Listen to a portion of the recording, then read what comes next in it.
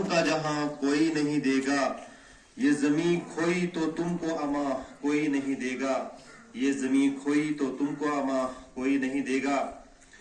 मेरे अजीज तुलबा व तालिबात, जैसा कि आपने अभी तक तमाम बच्चों से आज के दिन की क्या खासियत है इसके बारे में तफसीलन सुना, और मुझे उम्मीद है कि जो पैगाम आप आज यहाँ से लेकर जा रहे हैं उस पैगाम को आप दूसरों तक पहुँचाएंगे और उस पर खुद भी अमल पैरा हो जाएंगे।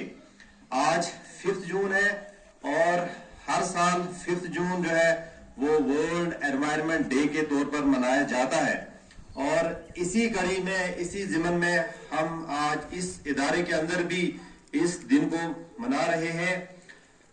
मेरे प्यारे बच्चों, आप जानते हैं कि माहौल कितना जरूरी होता है। हमारा माहौल क्या होता है? हमारे माहौल के अंदर पेड़ होते हैं, दरख्त होते हैं, नबातात, बाकी चीजें जो भी हमारे आसपास में हमें दिखती हैं वो हमारा माहौल कहलाती हैं।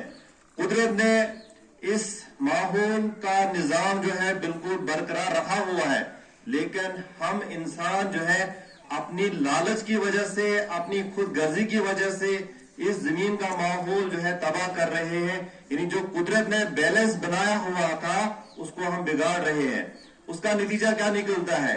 उसका नतीजा ये निकलता है कि ग्लोबल वार्मिंग हो रही है और जमीन पर जो है अल्ट्रावायलेट रेज पहुंच रही है, क्योंकि जो ऑक्सीजन की मिकदार दिन ब दिन कम हो रही है और कार्बन डाइऑक्साइड की मिकदार जो है दिन ब दिन बढ़ रही है।